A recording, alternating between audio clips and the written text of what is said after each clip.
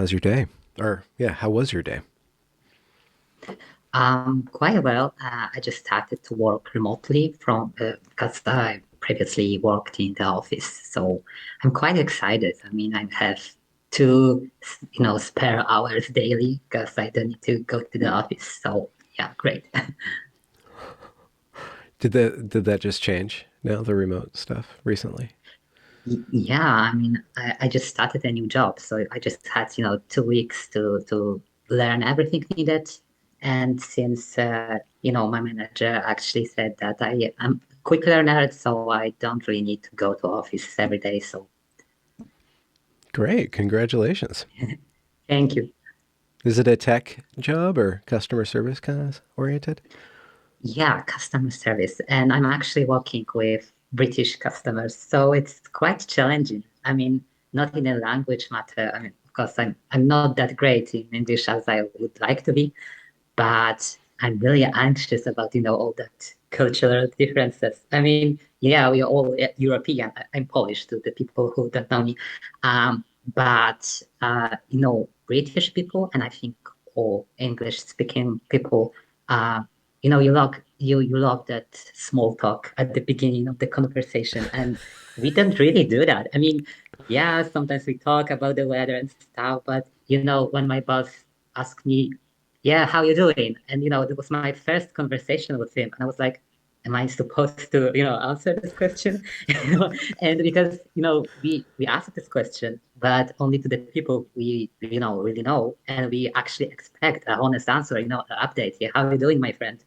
And you just expect that I say, yeah, great, and how are you? And you can say great, and you can just go to the conversation. So Hmm. You're a straight to business sort of people, then. Is that what you're saying? yeah, and we love to complain. So, Oh, when you ask me a question, how are you doing?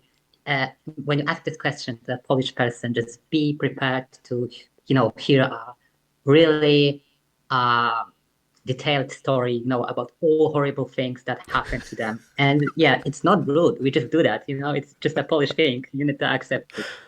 okay. I can do that. Well, maybe should we start there then? Should we just dive into something No, that no, you'd like yeah, to dive in. Yeah, yeah, would you let's do like it to the Polish complain? way. Yeah, I'm think I'm going to complain a lot in this Mhm. conversation, and it would be on topic actually. So yeah. I'm really interested in your Mhm, perspective, not only as a Polish person, but mhm. as somebody who has interacted with the gender medical industrial complex and how that went for you. So let's begin with when you first started having a problem with your body and your gender and your Mhm. sex.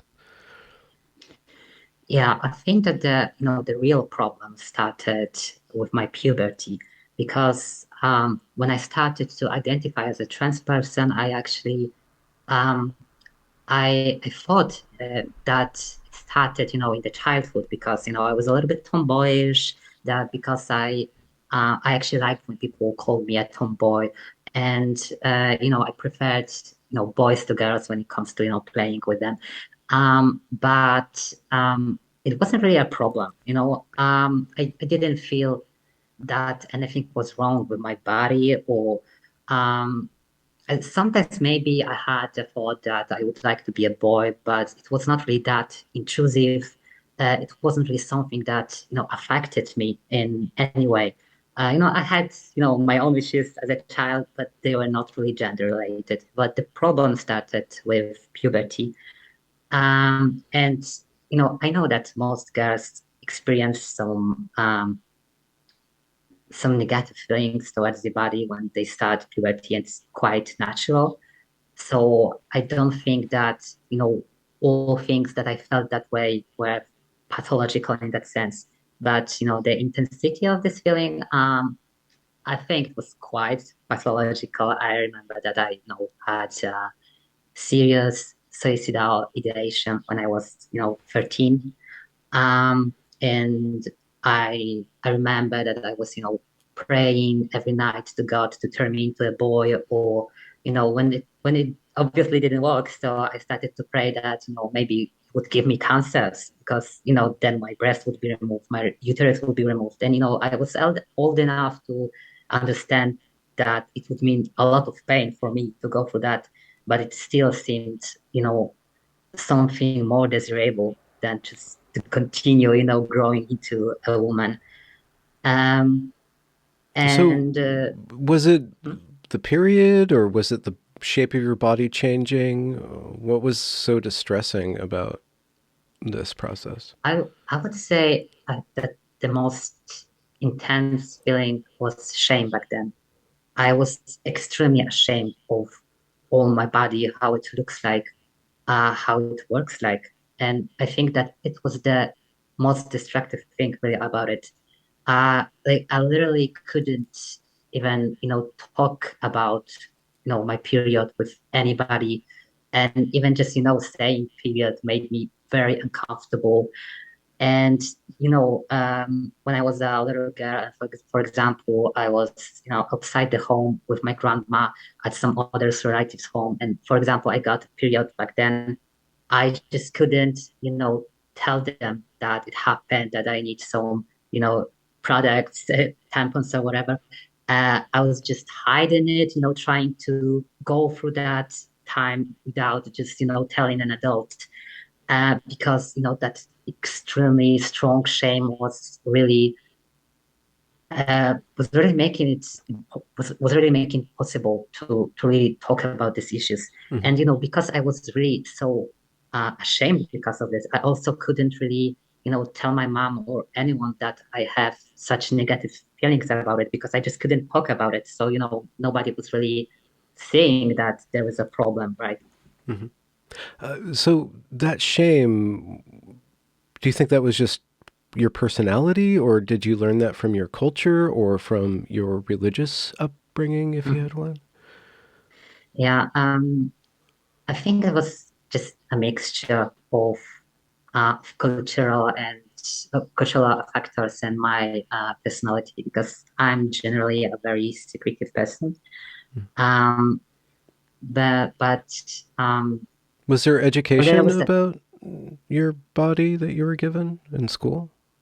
yeah, actually, I must say that I had a pretty decent education. Like we had the lessons that were dedicated to, that stuff. And we were separated for boys and girls, and each went to each own class. And, I think that these classes were actually handled properly. And I remember that other girls really didn't have that much issue, asking questions or talking about it. So, back in the time, that whole shame that I was feeling just seemed like completely internal for me, like something that only I was dealing with. And it just made me, even more alienated. So, was the shame based on your body being just a body, or was it sexual shame that your body was becoming a sexual object? Was it more just kind of like the icky thing of the body, or like that other sex stuff? Yeah, back then, I don't know I had enough insight to explain Okay. or what was the source of this shame. But right now, I think that yeah, the puberty itself was very traumatizing for me because it happened really quickly. When I was 14, I was actually sometimes mistaken as a, you know, almost an adult lady because, I had this pear-shaped body. Hmm. And, when I was 12, I think I had been catcalled for the first time in my life, and it was quite frightening for me. I was really terrified. I was 12, so I didn't know if, this man wouldn't hurt me. Um, and I don't really think that they knew that they were talking to a child because, Hmm.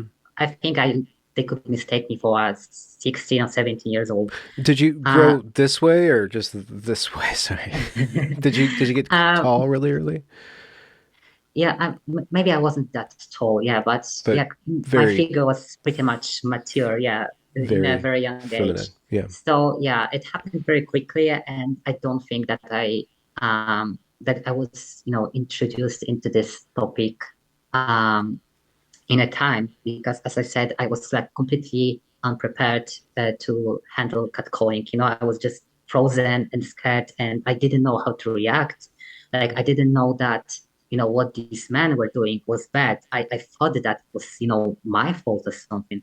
And I also remember that I started to get, a lot of um, sexual attention, Yeah. from some of my relatives, even like my uncles. I mean, I never was molested. Maybe I start with that because people are usually very, Okay. uncomfortable when I start to talk about this. But I think there was one situation that it was close enough, I would say. There was that one distant relative. And when we were alone, he started to hug me in a way that made me very uncomfortable. And Mhm. he started to say things like, "Oh, you are my favorite niece, and it's completely fine to have a person in a family that is like your favorite. I can be your favorite uncle if you want."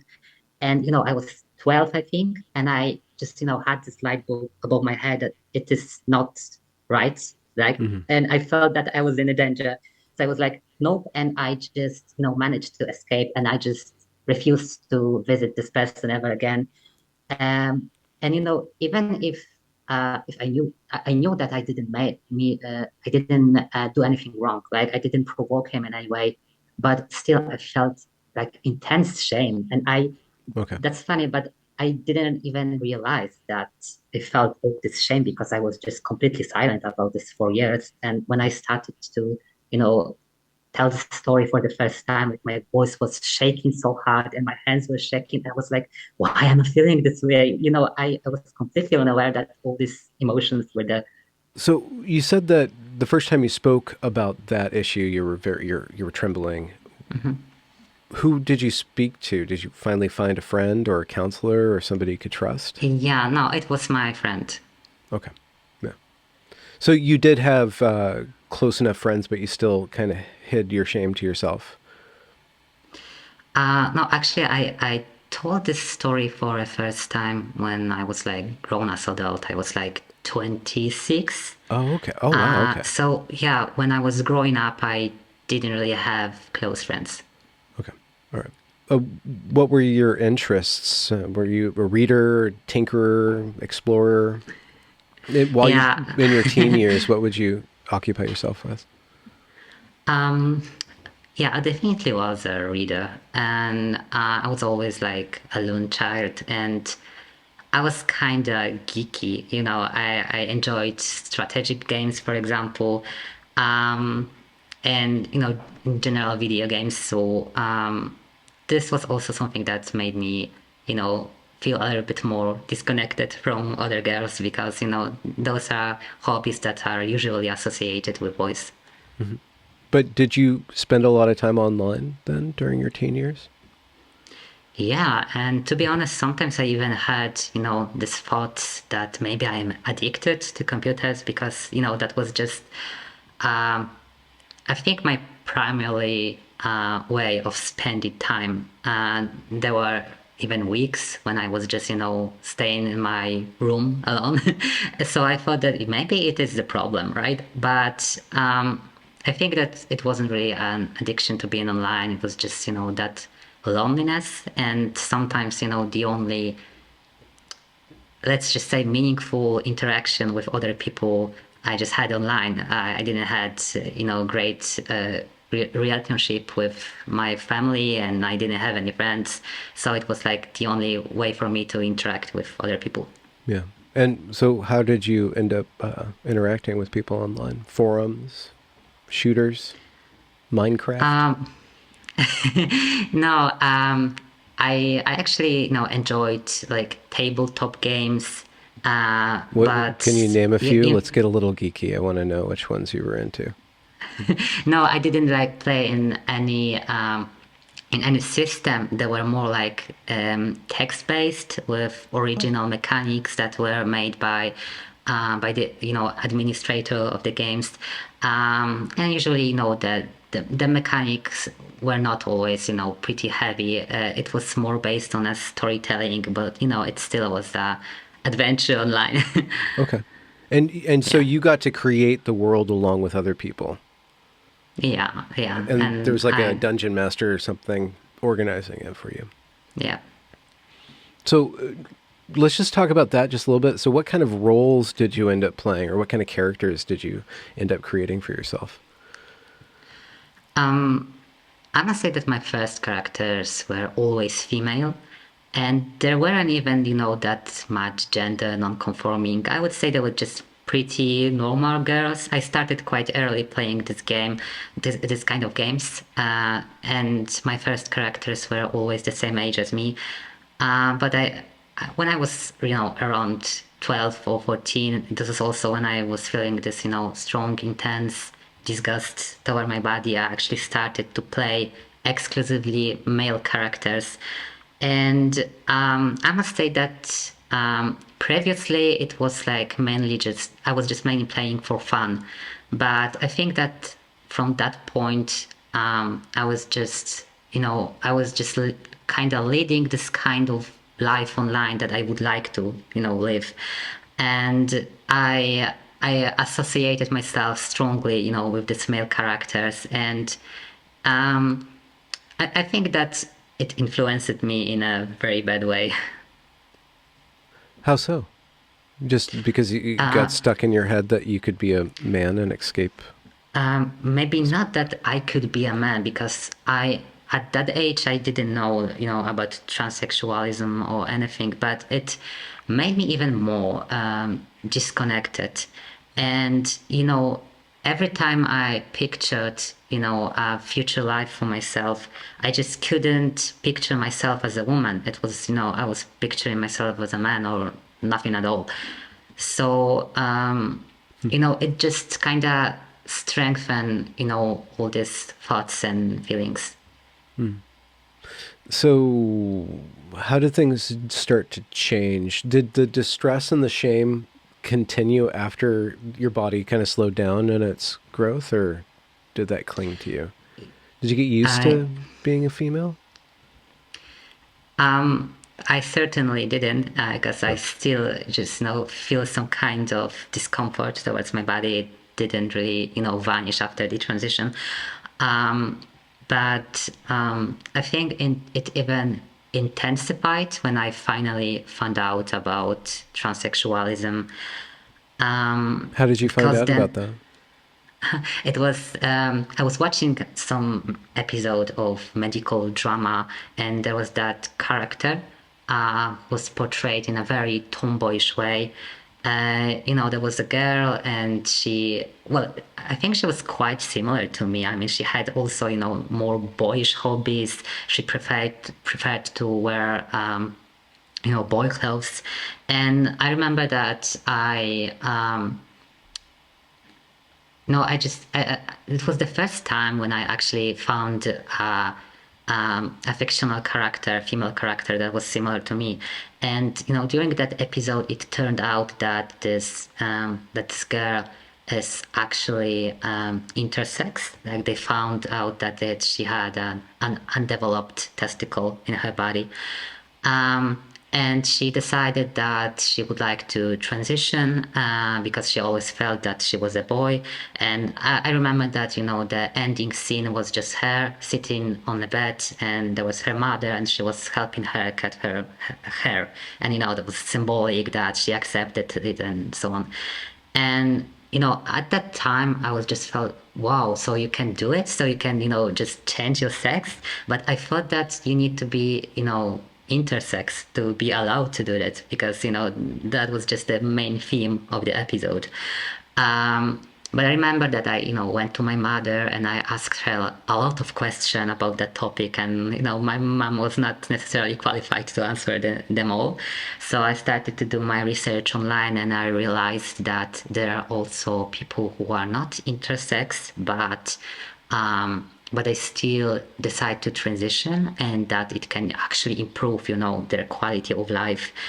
And right now, right then, the most dominant narrative that explained why trans people are actually trans was, that intersex brain theory. So, Yeah. they basically were saying that, trans women have brains more similar to cis women brains than to cis men. And I kind of believed it. And this is something that, clinged to me. I never was, delusional enough to believe that, in a matter of my body, I could actually ever be a man. But I believed that I had, a male brain because it just seemed to, explain everything. Sorry to ask this question, but because it's kind of relevant, I'll ask it. You don't have to answer it. But how about desire? Were you in love? Did you get crushes on boys or girls? And how did your body, were you even more ashamed when your body was attracted to other bodies? Well, I think that I was pretty much disconnected from all that, sexual or romantic feelings. And I remember when I was, I don't know, 13 or 14, and I kind of knew that at some point of my life, I would probably, start to develop crushes. And I remember that one of my classmates during a school match asked me, you know, um, what boy do I fancy? The boys that were playing. And I was like, what are you asking? What? And I didn't know that it was actually happening, with my classmates because I thought that it was something that would happen to you when you're, I don't know, 17, 18, 20. But, and, I just pointed out a random boy because I thought that I was supposed to. And, I and when the time passed, I started to feel that there must be something very wrong with me because, I never had a boyfriend or a girlfriend. I just felt like there was, nothing at all. And I tried to kind of force myself to go to a couple of dates, and it never worked out. I just was so uninterested. And then I just found out about a sexual label, and I thought, well, maybe it's me. I mean, it kind of explains what I was feeling. But I just think that I was just severely depressed, and I just had problem with feeling anything at all, because in a retrospective, when I was analyzing some things from my past, I remember that because there was that period of my time when I pretended to be a boy online. And I remember that I really, really liked, all that attention that girls were giving me. I was just like, yeah, cool. And I remember that, when it comes to, who do I like more aesthetically, it's definitely, women. Sorry, I just don't find you pretty enough. And, I and, don't find I don't find men pretty either. So there you go. yeah, understandable. And so I just think that, I'm homosexual, but I'm just, having some really deep problems that I need to solve first before I just, enter the dating scene. So you stumble upon transsexualism online, but do you Mhm. stumble upon depression or any other like psychological topics? Do you wonder why you feel nothing or down or low? And did you find anything that made sense of that, or did gender become Mhm. the solution and the problem? I was actually interested in mental health issues, so I, researched all that stuff, and I suspected that I have a depression, but um, I was pretty sure that it was just a result of my gender dysphoria. So I just was so sure that I need to fix, gender dysphoria first, and then take care of depression because otherwise it just wouldn't make sense, when the source of depression is still here. Okay. So when did you start to become dedicated to being trans, or decide that Mhm. you were trans, or convince yourself that you were trans? I think I started to identify as trans when I was 14 or 15. I was pretty sure that it was, something about me, but I didn't come out to anyone until I was 19. And firstly, I came out to my friends, and I had kind of mixed reactions. Like one of my friends were like, "No," and she just didn't take it seriously. She just kind of laughed. I don't know. She thought it maybe a joke. And my other friend was a lesbian. She was like, "Oh my God, really?" And I was said, "Yeah, I think so." And we were talking about transition and stuff, and then she asked, "Are we doing this?" And I said, "Yeah, maybe." And she was, very excited. And uh, at this time, I thought that it was just, a perfect reaction, but in a retrospective, I think it was kind of a red flag because um, she wasn't really, a good, a supportive friend. I think she kind of looked at me as some kind of, exotic friend because she always introduced me as her, trans friend. And Hmm. So yeah, eventually, we split up. So yeah, what year about is that? Is that in 2012, 2013, or what? Just about the year, just to know understand like the cultural relevance, because now it's kind of cool to be mhm. trans. So it sounds like it was already starting to be kind of cool to be trans for some people. um, Yeah, I'm 27. So when I came out as trans, I think it was 2014. And I think that the rapid onset gender dysphoria was actually, starting in the UK or in the US, but in Poland it wasn't really a thing. I remember that when I joined, a trans community online, people were just started to talk about non-binaries, and I think we had maybe two non-binary people, and we were like, yeah, you do this strange stuff and we kind of accept you, but we don't understand it. And nobody really treated it that seriously. um, and I remember that it was, the times when people actually believe that you need to have gender dysphoria to be trans, and that if your gender dysphoria is not that severe, maybe transition wouldn't be, a best option for you. And, people were actually talking about some, dangers that were coming with transition. They weren't really, you know, quite sincere, but it was definitely a better, it was better than now, because now people are actually like completely delusional about it. So there was some skepticism and caution and Yeah, hesitation in the yeah. communities at that point, and a little bit of gatekeeping, maybe, or at least asking, yeah, Yeah, when it instead comes to of constant gatekeeping, celebration. yeah, Yeah. when it comes to gatekeeping, I think that we never actually stopped doing that in Poland. You need to have a medical diagnosis to start transition. You need to have medical diagnosis to change your legal papers. So, yeah, that. I mean, there are some doctors who just, they will give you a prescription for hormones on their first visit, but it's not just something that happens, in every office. So when did you decide to actually, you know, use medicine to manifest your authenticity?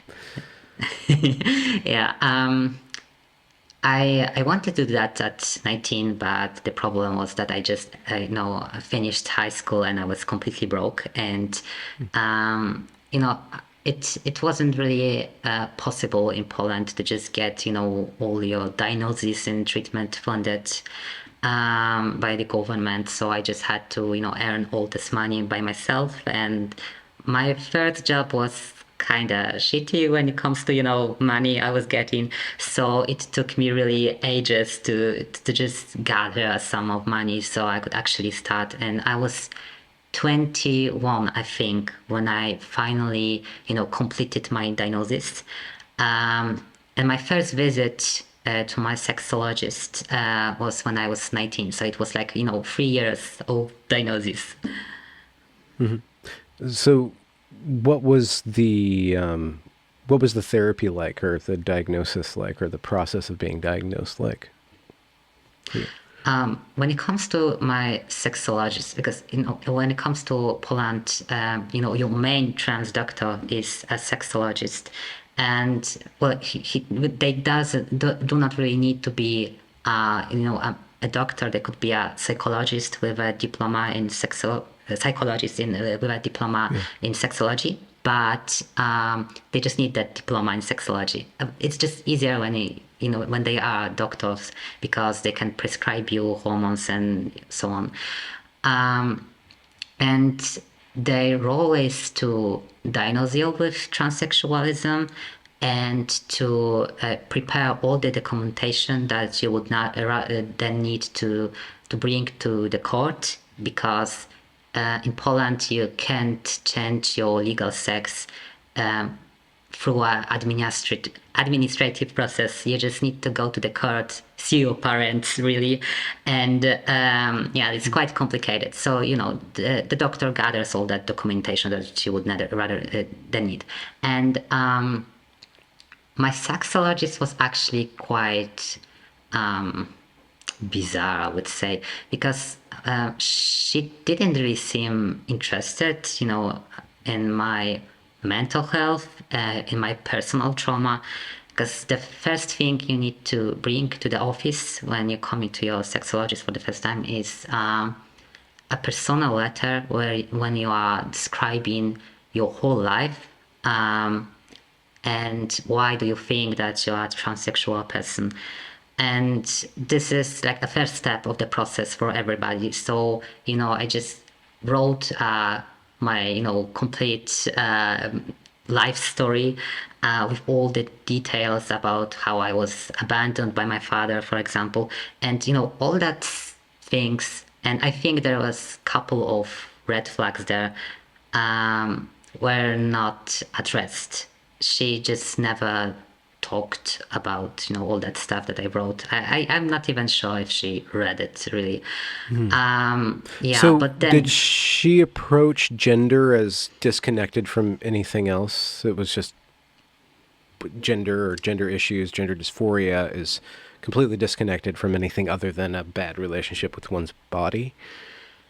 to be honest, I don't have idea what she really thought about transsexualism, because she seemed more concerned about my personal decisions. Like, I mean, before I got my prescription for testosterone, I was referred to a psychologist, and she actually was a little bit more interested. We talked about a lot of stuff, but she still seemed pretty much sure that transition would be the thing that I would need, because even when I was talking about stuff that should really be a big red flag for her, for example, I was describing, I think, a psychotic episode that I suffered from when I was 19 years old. She seemed kind of concerned, but she told me that, oh, that's, you had some hallucinations, but you were critical of it. It wasn't real, so it's not really that problem. I don't think you're schizophrenic. I think that it was just, a result of prolonged stress caused by gender dysphoria. So, everything that I was saying was somehow you just know bringing her closer to the conclusion that I'm just a transsexual person. So when I completed my diagnosis at the psychologist, and when I came back to my doctor, I think she just felt that she just needed, that there was no need to really discuss all this stuff with me again. She was just like, yeah, you're trans, because the psychologist says you're trans. And from that point, she was just more concerned about my personal life. For example, when I told her that I want to start college, she asked me what my major would be, and she was very unhappy with my choice. And she, What was your you know, choice? I wanted to study psychology, and she told me that I would be a shitty psychologist because her son apparently is a brilliant psychologist, and I'm nothing like him. So I'm completely opposite of him, and I needed to convince her that I know what I'm doing. That I wouldn't waste just my years in college, and actually, on every visit with her, I was quite stressed because I knew that she would, ask very personal questions that had nothing to do with my gender whatsoever. But I just needed to convince her that all my, personal decisions were right, and otherwise she would just refuse to prescribe me with testosterone. So it's just very controlling. Um, and to be honest, I'm kind of mad at myself that I didn't realize that it was a very pathological, relationship that you know, she was my doctor. She shouldn't really, enforce her personal beliefs on me in that way. Yeah, but I, when it comes to, all that things that were related to my gender or my sex, she she didn't really show any interest. I remember that there was that time that I was very concerned about very high level of my testosterone when I was, doing my blood test on the day that I was supposed to take, another shot. So it was the day when my testosterone levels should be the lowest. I had the testosterone level just slightly below, the upper norm.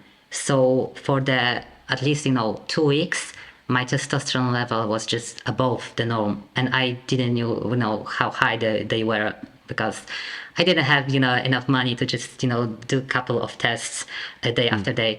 And when I told her about it, she was like, "Yeah, but it's okay on the paper." And I tried to explain her that I was doing the blood test on the last day, just before my next shot, and she was like, "Pfft." And she eventually helped me to lower my doses when my testosterone level was very, very high because I managed, to capture that moment when it was just, pathologically high. And then she was like, yeah, maybe we should change, the dosage. Um, so So, how yeah, old were you when you started the testosterone? 21. Okay. And how did you take it? I mean, not how did you take it, but how did it feel? Well, at the beginning, I was quite excited and hopeful, but I don't think it was, the effect of testosterone or even, all that changes itself. I just felt that something that I'm just finally making a step, uh, to heal myself from all that mental health issues that I had. I just, that was the first time in my life that I actually felt that maybe something good is starting to happen. And I think that, I was quite satisfied with this masculinization effect. I really like the changes, but I, that euphoric feeling just vanished very quickly. And I just didn't realize that something was wrong, that maybe it's not really, a way to escape of this Okay. feelings because I So, thought that, oh, yes, yeah, no, please, you can ask a question. continue. You thought that what? Yeah, I thought that maybe I just need, to have a better passing or, that just need to be longer on testosterone Okay. that maybe I still feel depressed or anxious because, not, I wasn't passing like, 100% of the time.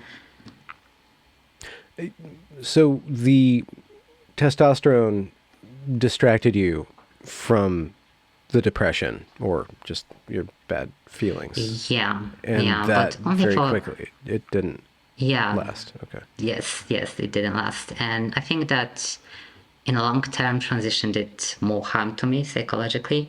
Because even if, some negative feelings that I had towards my body I can't say that they vanished, but they became more less intense, more manageable. But I started to develop feelings that I never had before. For example, I started to be very anxious around other people. I mean, I was always quite shy. I was, always quite avoidant. Hmm. But at that time, it was just like a full blown paranoia. Like I was just thinking all the time that people are judging me in a very negative way, that they see that I am trans, or if they don't see it, they must think that there is something wrong with me. I was just like constantly cautious and aware of how I was presenting myself. And it was like extremely destructive. I mean, when I started my college, I actually thought that, I'm starting a next chapter in my life, that I'm finally going to have some friends and so on. Hmm. And, I started to force myself to interact with other people, but it lasted only for, I don't know, a month. And then, all that negative, anxious feeling started to dominate me completely. That was the time that I was like completely socially dead. I never interacted with everyone. Just after classes, I came back home school and came back home, and um, there were actually weeks when I was just alone in my room without speaking to another living person. And that was similar to what you were going through during puberty. You would lock yourself Yeah, away. So exactly. So you yeah, return to another state of alienation and withdrawal. yeah, exactly. And I eventually started to think that the thought that transition wasn't a solution never crossed my mind at the time. I just thought that it was a correct solution, but it came too late. That, I was just so devastated and destroyed that maybe I just can't be fixed, And yeah, it was the moment when I started to have very intense suicidal ideation again. And you were on testosterone. Yeah. And were you intending to go further than that with surgeries and stuff? Yeah, I was always thinking about it, but as I said, it was not really funded by the government, so I needed money, and I didn't have any money. Oh, So yeah, so that's sometimes good. being poor is actually a good thing because Yeah. yeah, You can't afford to make certain mistakes when you're too poor, yeah, and the government's not paying for it. exactly. Interesting. So, while you were going through this mid-20s withdrawal, Hmm. did you go back online? Did you develop virtual relationships, or did even that not Yeah, I actually started happen? to have some friendships online, Okay. and I think it was heading in a very good direction. Hmm. But my online friends, they just knew me as a guy, and they clearly wanted to put our relationship on another level. Like they wanted to meet me in person, and I just started to feel very anxious again because I was, oh my God, they would figure out that I'm lying to them. Hmm. So, I tried to slow down the development of that relationships, and I think they started to feel that I kind of pushed them away. And Hmm. I think that it eventually, destroyed that friendship.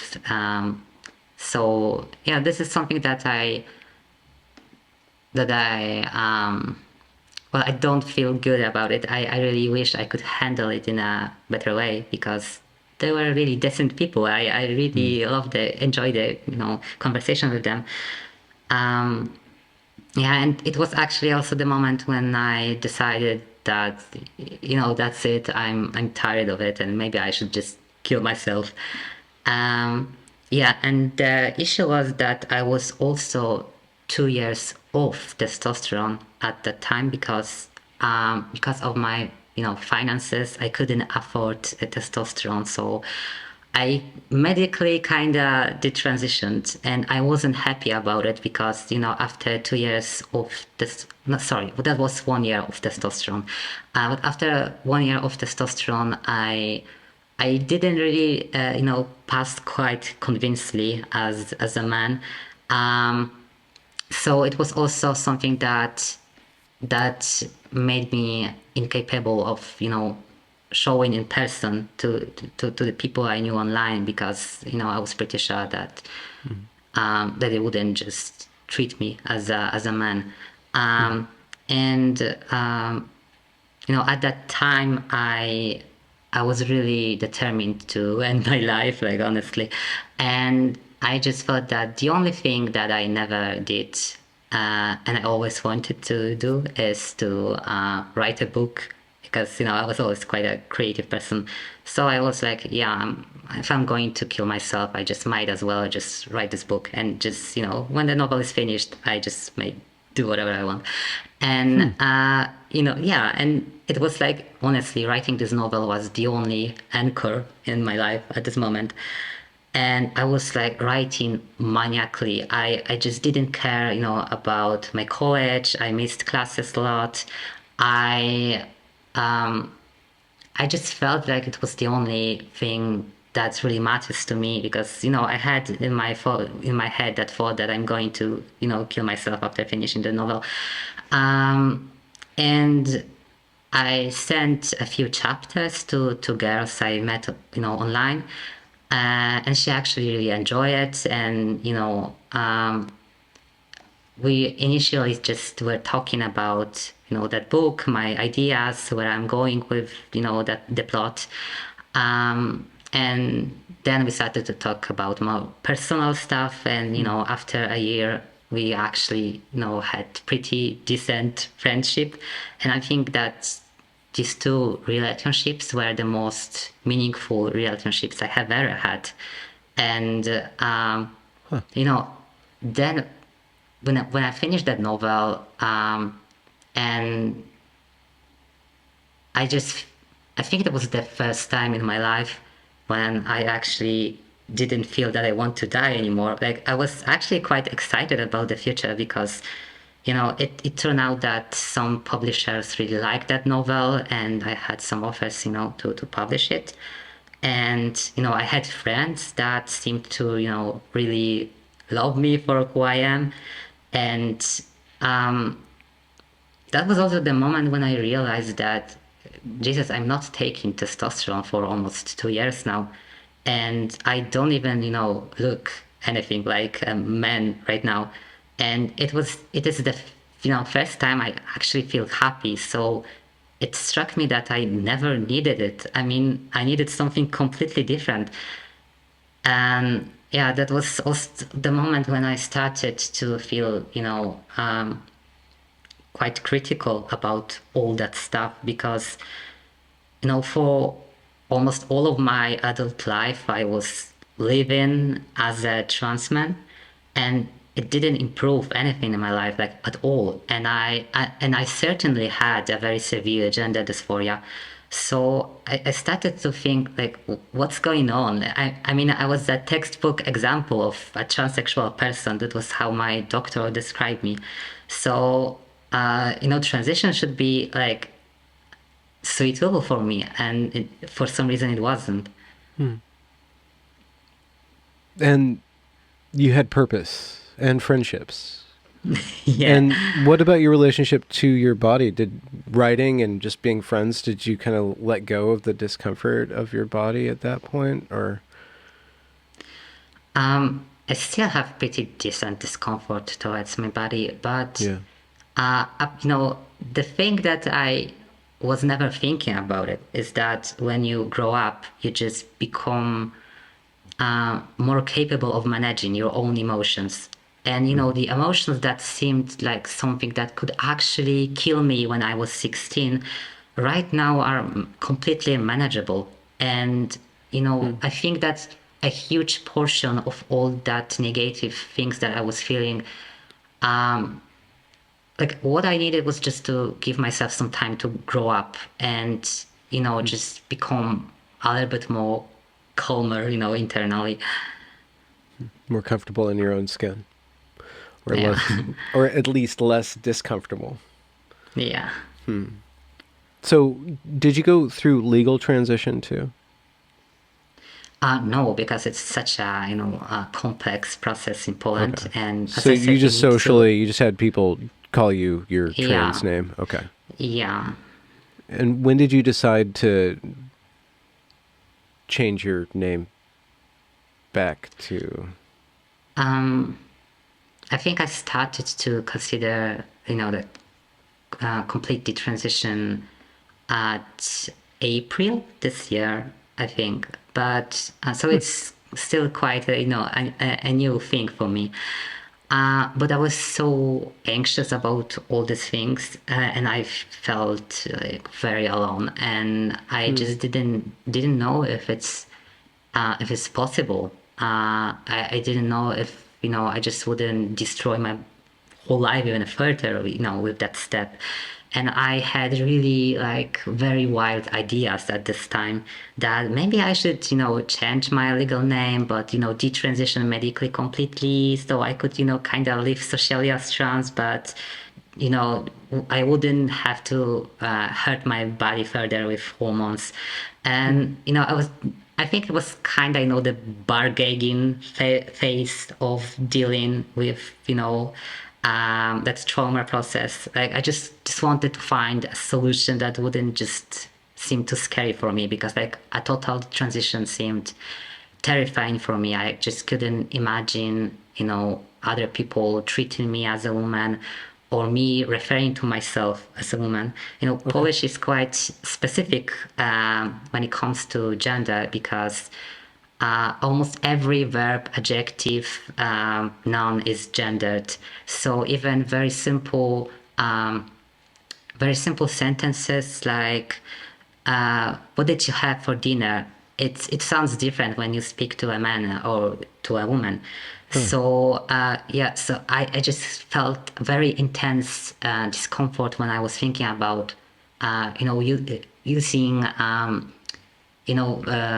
female grammatical forms, for example. I just cringe intense internally. So um, I think that, the support from my friends and the fact that they were just, willing to listen and they didn't really rush anything. They were like, do whatever you want and we will just go along with it.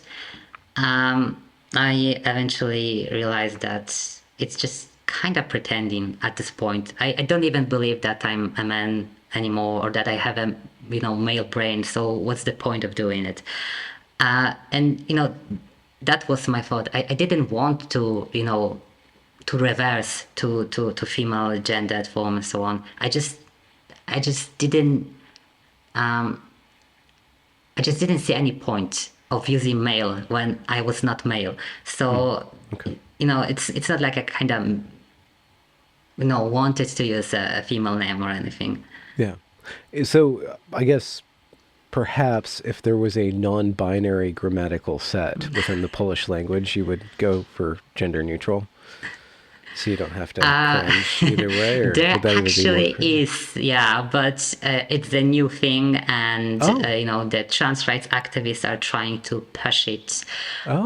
very Okay. aggressively, yeah. And to be honest, some parts of this just sounds completely ridiculous. For example, as I said, nouns are also gendered. For example, uczennica is a female student and uczeń is a male student.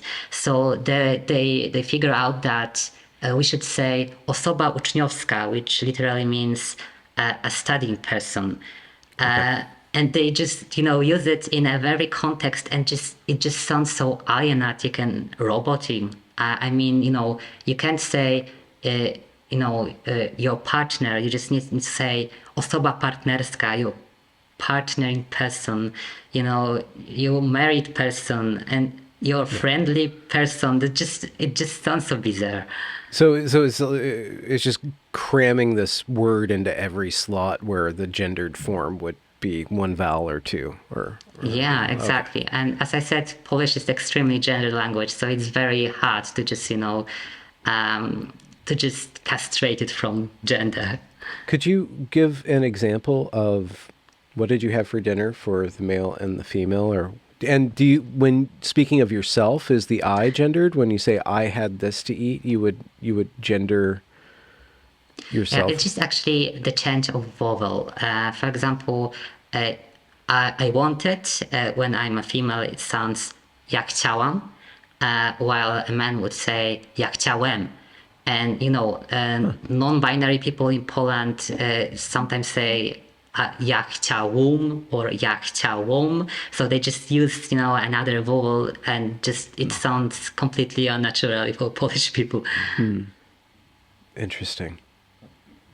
So, when have you switched to female grammatical forms? Because you said that you can't do Yeah, them. I did. Okay. I did. And So it was when you actually easier than I thought. oh really? Okay. So when you started Yeah. getting in the context of female language and being plugged into society, you said it didn't feel that bad.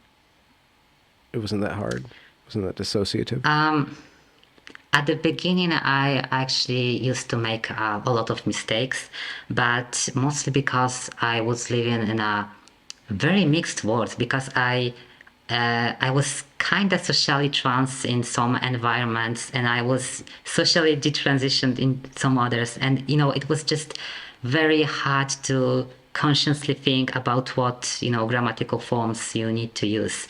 So when I actually managed to just sort all these things out, and just stick to one set of grammatical forms, it just I felt some kind of discomfort at the beginning, but not really right now. Like, it just sounds completely natural for me.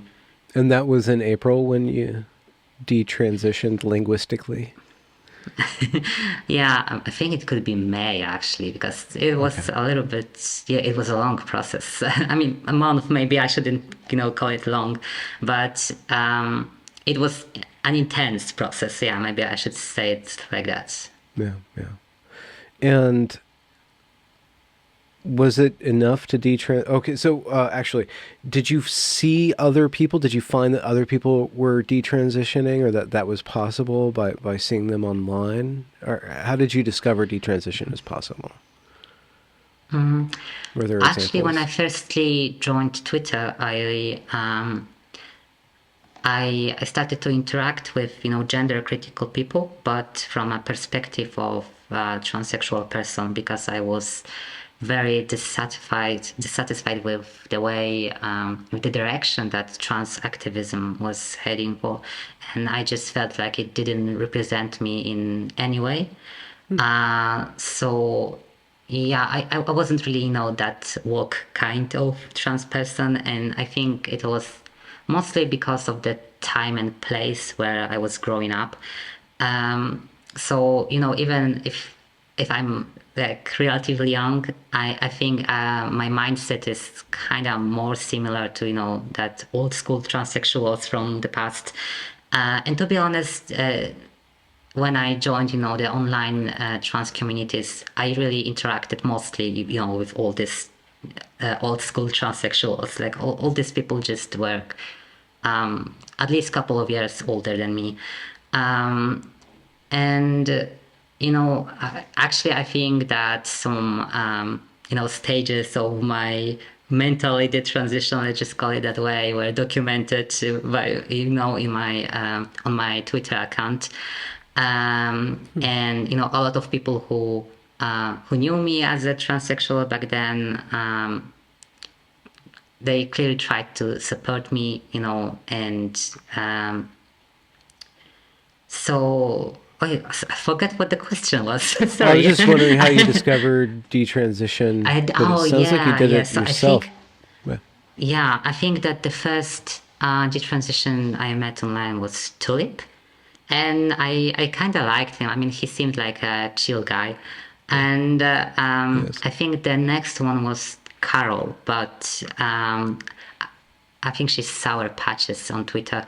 But I must say that Carol scared me originally, because while Tulip was like, quite diplomatic about, trans people. And I still identified as trans at this moment. I think I found some tweets in which Carol was very critical about transition in general, about all trans people, and she just seemed like it's a utter bullshit in every case. And I was like, oh, I wasn't prepared for this kind of narrative. Mm. And I remember that I was very anxious about, just reading Carol's stuff, but I was like, okay, that's fine. You don't need to, read every detransitioner ever. You just don't go along with Carol. That's fine. But I think that the way how she actually scared me was also a red flag because I thought that I feel very secure in my identity and that I don't need, that external validation. But I think that very short experience with Carol kind of proved me wrong. Huh. Huh. So she challenged you. Yeah, Yeah. definitely. Okay. And how did you, I guess we talked about your grammatical forms, but what is it to be a woman and how do you make peace with that to you?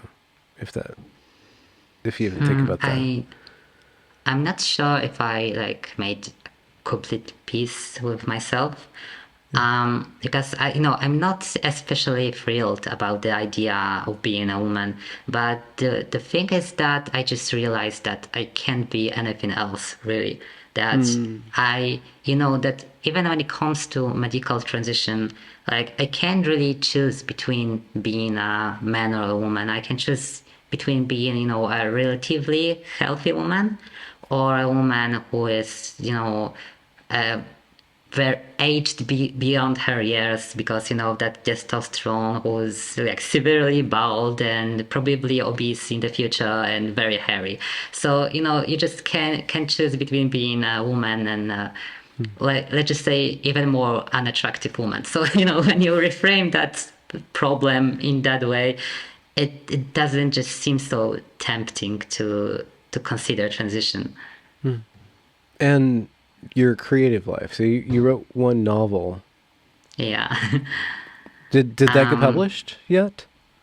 Is it still being I'm still waiting for a final decision from my publisher, great? and I think I should get news from them next week. So I'm quite anxious about Oh it. wow, okay. Are Yeah. you working on more?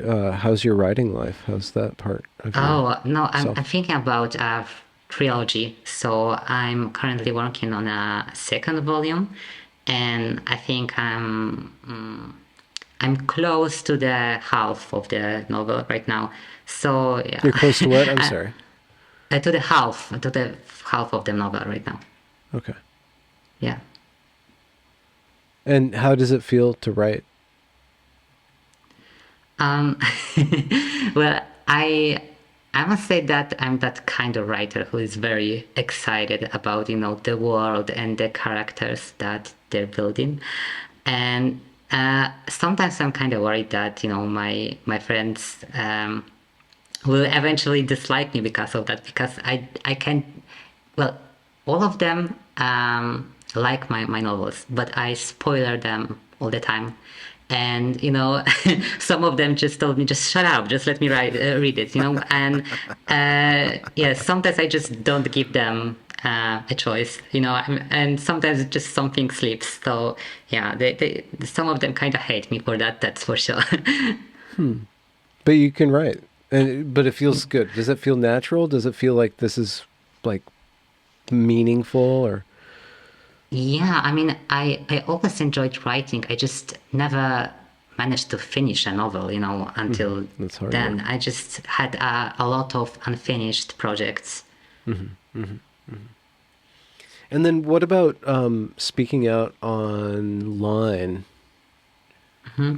It's another kind of persona, right? You're kind of creating another imaginary Yeah, role playing character, right? In a I, way. th- yeah, I think that it was definitely a case for me. Because when I was reading another detransitional stories, a lot of them were saying that it wasn't only about changing your sex; it was about changing your own person or all persona or all personality. You just want to be a different person. And the moment I read this, I realized that it was also a factor for me, that it wasn't only about my body. I just generally disliked myself, very intensely disliked myself. And I know that I was kind of posing, I not only pretended to be a man, I also kind of, I don't think that I sincerely was showing my true personality. I always was very anxious about how, other people would perceive me.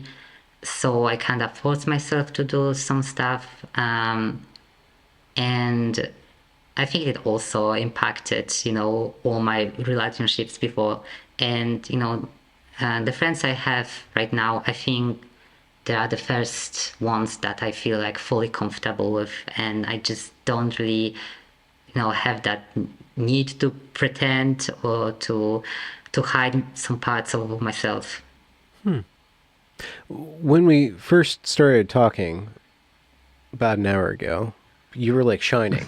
You didn't seem anxious at all. Like, so it's interesting because I'm not doubting at all your anxiety and stuff, but you came across as very personable. But maybe it was just you're getting used to British people, so you're putting on a happy face.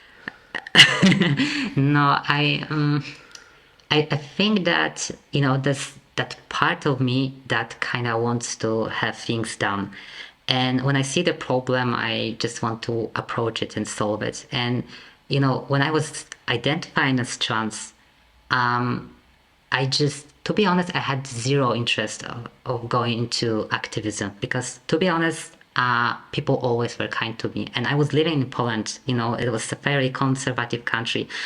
And for example, I never met a person, I mean, in life, online, it could happen, but I never met a person in life who would misgender me purposely, for example.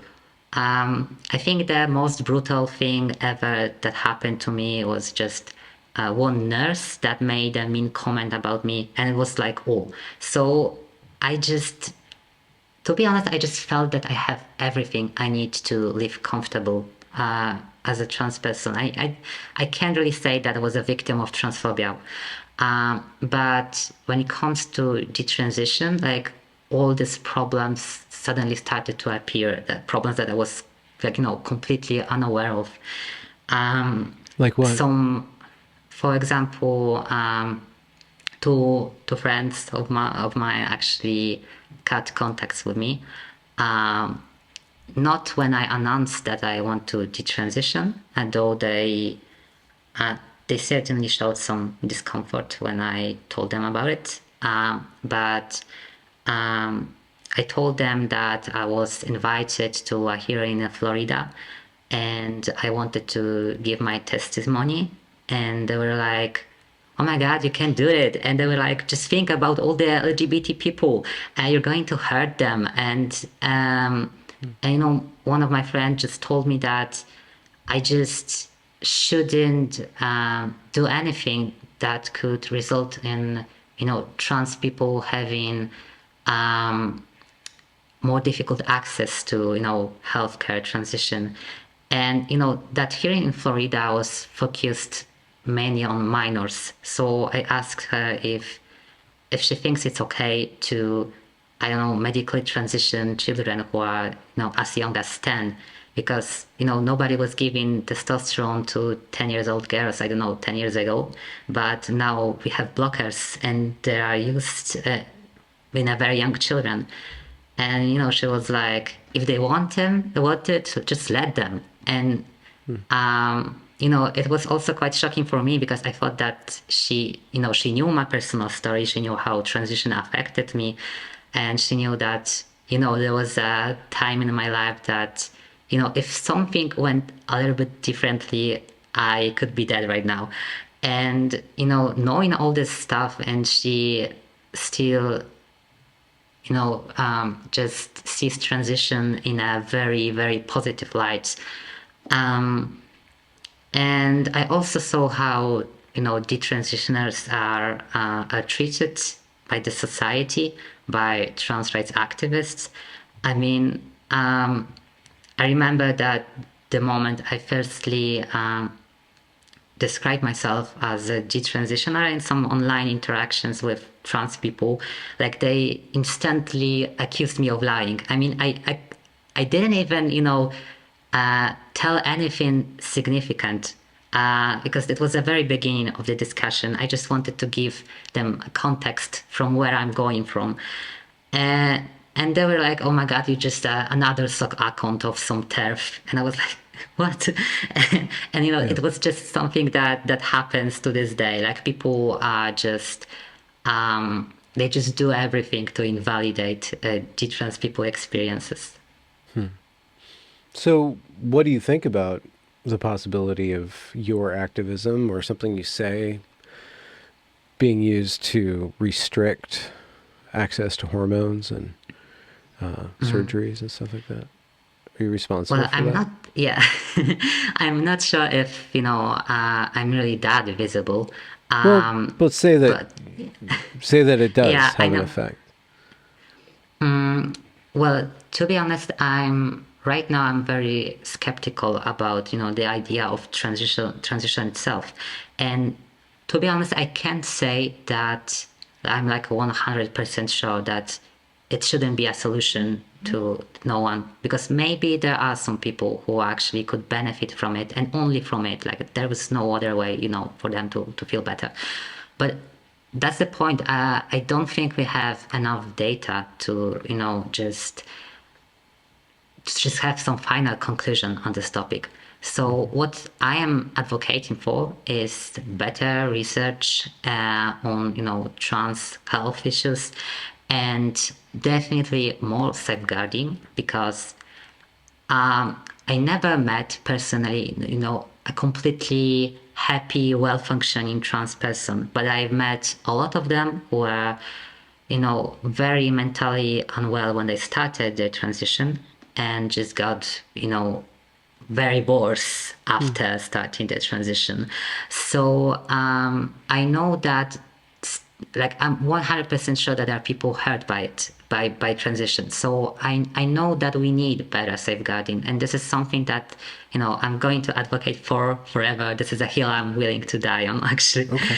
Yeah. And I I don't really think that banning transition right now in all contexts would do any good. I think that there will be a lot of people who would react very badly to it. I think there will be people who would feel hopeless, abandoned, endangered, and yeah, I can imagine how horrified it would be for these people. So I just wouldn't like to put them in that position. But I believe that this approach is still very experimental and still well, we don't really have any real significant medical or scientific evidence that it's really working. So, a lot of trans people accuse the transitioners of, just wanting to have some kind of revenge against trans people, that, it didn't work out for you. So you just want to take, that possibility for everyone.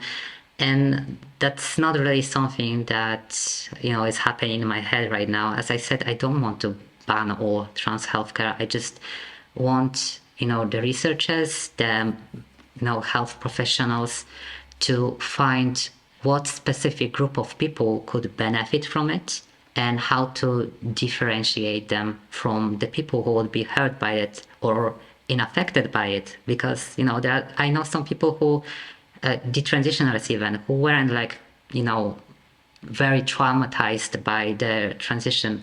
They just didn't see any improvement in their mental health. So what's the point, right? It's potentially dangerous to your physical health. So if you don't see any improvement regardless regarding your mental health, so what's the point? So that's the other issues, because trans rights activists like to like to pretend that there are only two outcomes. Like you're either happy with your transition or you are completely unhappy. And, they say that, being very traumatized by your transition is extremely rare. But as I said, there's also a third group, people who just didn't benefit much from it. Like people, that it just wasn't needed for them. So we started out with your story, just to summarize, that you're like going along, minding your business, puberty happens, you get depressed, Yeah. you withdraw, you do a trans thing, you transition, you're kind of okay, and then you go back into withdrawal, and you come out of that, realizing that transition wasn't helping the core issue. Have you found a way to be happy? Have you found people to talk to, or a mentor, or a therapist, and to really like look at the core discontent that you have, and start to manage that? And how is that? Well, I tried to start to go to psychiatrists and start taking antidepressants, but to be honest, I just like felt very sick after them. So I just, and to be honest, I kind of know that you are supposed to continue, taking this kind of meds, even if initially you feel more depressed or suicidal, because it might be, at the beginning of the process of healing. But, the problem is that I kind of lost my trust when it comes to health professionals because, I was once failed very severely, and I just don't know if it wouldn't happen again and nobody would take any responsibility again. So I just decided to cut these meds completely, and I kind of do all these things that old people in memes, tell to depressed people: just start running, eat healthy, sleep more. And I can't say that it completely addressed all my problems, but I definitely feel more healthy. And I think that finding people who just accept me the way I am, and that feeling of not being lonely for the first time in your life, it just for a person that was so socially starved for years, I just didn't know how much affect it would have on my life to just find someone who I could actually always talk to, who would always listen, who was always willing to help me. And finding a new job also helped, because right now I just feel financially secure, and it's also a big relief. So I just made a lot of small steps, and I think so far it's working. So I'm kind of hopeful. Well, you always have to remember you are Polish, so some part of you is always going to be complaining about life, right? So. Yeah, exactly. Gerda, thank you so much for sharing. You you're such a kind person. I don't know if that's proper for me to tell you that, but it's just you have a really pleasant presence to be around. So Thank you. I Yeah, put my I've never heard that. Maybe I shouldn't say that I never heard that, but I didn't hear it for such a long time. Yeah, I think the last time was when I was 18. Oh, really? Yeah. Yeah.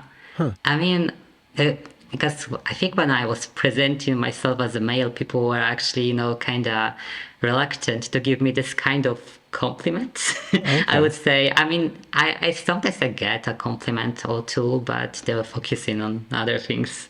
Yeah. Yeah. No.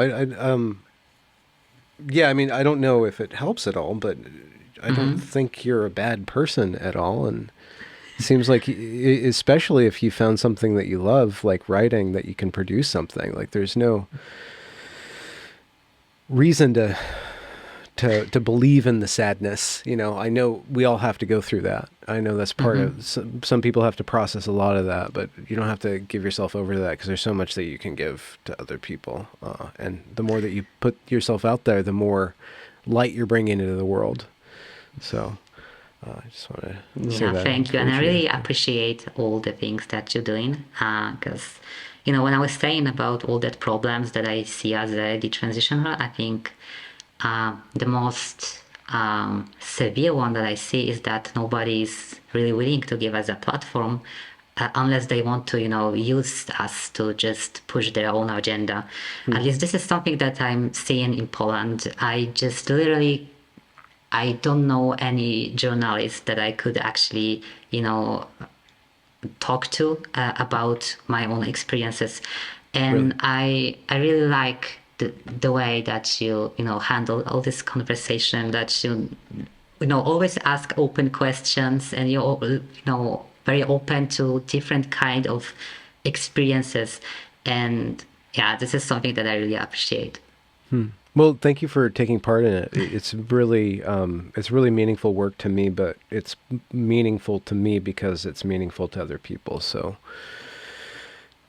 having your story out there will resonate with very particular people and probably give one or two people exactly what they need to hear.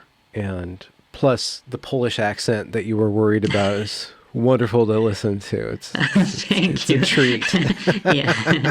Yeah, I know Polish accent is not really, not really the most attractive one. People are actually in love in French accent, Mm. but when it comes to Polish, it's just like, ah. Speaking of which, how is the relation? Are you at all worried about what's happening to the east of you? What's your take on the current events in the Ukraine and Russia? Is that weighing on you, or? Yeah, I must say that Poles take this whole thing very personally, and historically we have a very difficult history with Ukraine, Oh yeah, yeah. relationship with Ukraine, but um, Russia's worse, I live right? in, yes, yeah, not only that, but I live in Krakow, and I actually a lot of my colleagues from college are Ukrainians. So when the war started to happen, like my first thought was, oh my God, are they safe? And the first thing that I did was to write to my Ukrainian friend, because I knew that um, the, I think there was a holiday at university at this time, a midterm break. I don't know the English name for it. Spring break, And I guess. Yeah. no, it was Winter break. yeah. I think Okay. that's the yeah, that's the one. And it was pretty much the end of it. So I knew that he could as well be still in the Ukraine, or he might have returned to Poland. And I just didn't know what was true. So I wrote to him, and I think he replied me 2 days later. And I was just so anxious because even if he wasn't hurt in any of the attacks, Ukraine closed the border for all adult men. So Hmm. I just didn't know if he managed to escape. Is he stuck there? I just didn't know anything. And luckily he's okay. He's currently a volunteer in Poland. He's doing really a massive help. He just, all that fundraiser he's doing. I just really admire, his courage and all that hard Hmm. work he's doing. But yeah, I think we are all very invested in the war, in that, Ukrainian war, and Poles just, um, I was kind of worried that that Poles would be reluctant to, offering shelter to all the refugees, because, as I said, historically, Poles and Ukrainians don't go along well. But all people were actually like, just come on, come to my house, and actually, some people were even quite upset that they didn't manage to find any Ukrainian, that they just wanted to Oh, stay at their house. Yeah.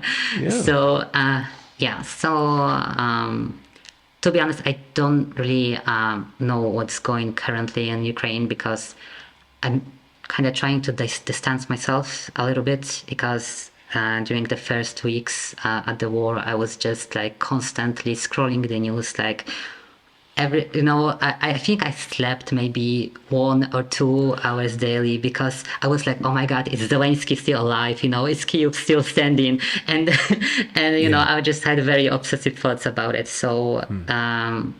I'm just trying to focus on things that I can actually do. So Yeah. I'm just doing some volunteer work, and we will see where is the war is heading for. It keeps on going.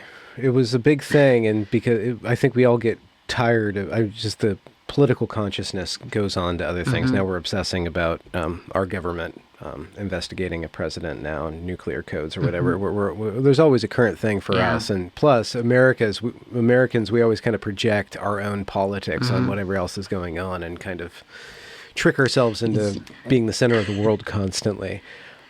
Yeah, I was very disappointed with the leftist in the USA. So how do you interpret this whole conflict? I mean, Yeah. I think a lot of leftists in the US kind of thought that Putin, Russia good because communism, and Zelensky bad because capitalism. And I think the phrase that I repeatedly read on American Twitter was the aggressive expansiveness of NATO, and I was like, do you know why Ukraine wanted to join NATO?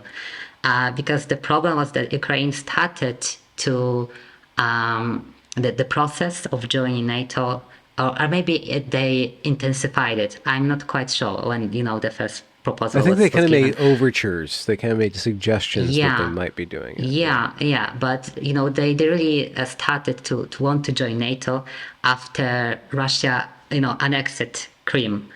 I think that's Crimea, yeah. the English name. Yeah. So I don't think that the term the aggressive expansiveness of NATO is really applicable here.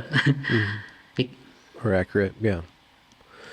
Yeah, I don't know much about Eastern European politics, Mhm, so I try not to have an opinion about something that I don't know nothing about, even though, I mhm. mean, you're supposed to always have an opinion about everything, but Yeah, I hate that. Jesus.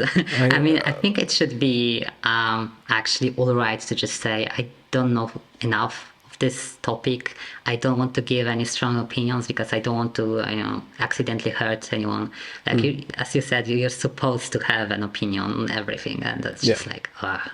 Yeah, well, you don't get any attention if you stay silent about things, so it's like Yeah, you and don't that's exist that's without just attention, right? So, exactly, and it's just amazing that I don't know the war in Ukraine happens, and suddenly people ask all the celebrities, oh, what do they think about it? I mean, why do you need their opinions? They just of Taylor he's a Swift. yeah, he's a country I don't know, a country singer. Like he's not an authoritative on anything. Speaking of which, are you into music, or what? Do you have a hobby other than writing? Is there something fun that you do? You mentioned running, Yeah. gardening, and do you have something hands-on that you get really into? um, when it comes to music, I don't really think I'm a musical person myself. I mean, I enjoy it when it's just playing silently in the background. Mm. Um, but I think I truly enjoy only these songs that speak to me, on the text level. And I Mm. don't care if the music is shitty. I mean, if I enjoy the text, I will like the song. Yeah. And yeah, when it comes to my other hobbies, well, I really enjoy science. I'm a biology major. Mm. Uh, yeah, and So I your actually psychologist was right that psychology was not for you then. yeah, I switched just my major because well, I don't think she was like 100% right because I started to study psychology because I was very interested in neuroscience, but I just wanted to have a little bit more a practical approach because I was thinking about being a neuropsychologist, just helping people to recover from some neurological trauma, maybe being a speech therapist or something like that. But I just realized that, I was only invested in the courses that were strictly related to science in some way or another. And, all that just, blah, blah stuff that I just really suffered during all these courses, especially when I just, when I realized that the thing that they were saying was just like pure bullshit, like it's unproven. And I have this kind of scientific and logical brain, and if I just see that they're just giving me unproven opinions, I'm just like, why are you teaching that at the university? Yeah, and so I thought that I would be happier studying something, more grounded in the objective relativity. So I switched to biology. So your hobby then is cutting up frogs or flowers? Yeah, actually, I really enjoy frogs, but I'm really sad about the fact that um, frogs are kind of Tumblr famous right now. And my friend, who is a tattooist, said that all queer kids just want a tattooed frog. And actually, I noticed that a lot, that, all that frogs memes just, appeared out of nowhere and people just started to say, I love frogs, I love frogs. And I thought, great, so we can actually talk about it. And we can't talk about it because they don't know anything about frogs. And Oh, that makes me very upset. so when Pepe went viral, you're like, finally people care about frogs, but they don't care about frogs. They They care don't about care about frogs at all, right? it's okay. Yeah. Our frogs are turning gay. Like, okay, let's do the science. Like, no, nobody wants to Yeah, talk about exactly. Like they just, knew that meme phrases about frogs, and they just can't name one single species, and that's just so sad. Wait, are you going to be like a frog, like a master of frogs? Are you going to write a book about frogs? Are you going to like teach people Uh, about frogs? You should do a video series on frogs. If that's what you love, that's your um, passion. That's interesting. well, when it comes to like my studies, I'm more focused on molecular biology, Okay. and I actually, I was on the path of becoming a scientist. Um, I was um, I was in a group of 12 people at my university. Each year they just 12 people who actually have some chances of, becoming scientists, and we Hmm. just have a completely different route of study than other people. Like we just basically just sit all the time in lab. Um, and well, I eventually decided that it's not really for me. I Okay. mean, I really do enjoy it, but I realized that the reality of being a scientist is just very different from what I had in mind. I mean, when I was just looking at my colleagues who were doing, doctoral studies, and they just all seemed always tired, and like, um, they soul just left their bodies, and and none of them actually seemed interested or excited about the field they were studying anymore. They were just all about doing this paperwork, Yeah. and they were just always worried about whether or not they would be able to find some grants. Yeah. And yeah, I just realized that I probably won't be able to do really, the things that I enjoy, that I will also just need to dedicate a lot of portion of my life to just doing all that boring stuff.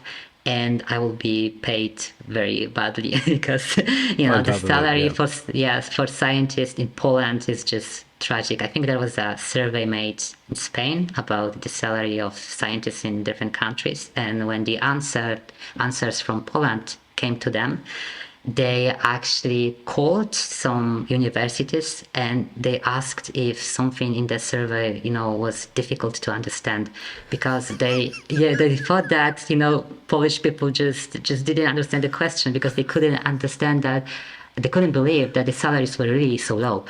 And no, we understood the question. Yeah. So, Interesting. Well, what's the highest paid job in Poland? Would that be tech or something like that? You think? um, I As an think right industry. now, despite things like, running, being a CEO of big corporations, Yeah. because I think that's the best paid job Business. everywhere right now. Yeah. I think that being an attorney maybe or a doctor Yeah. is very well Standard. paid and Yeah. still, yeah, standard. Interesting.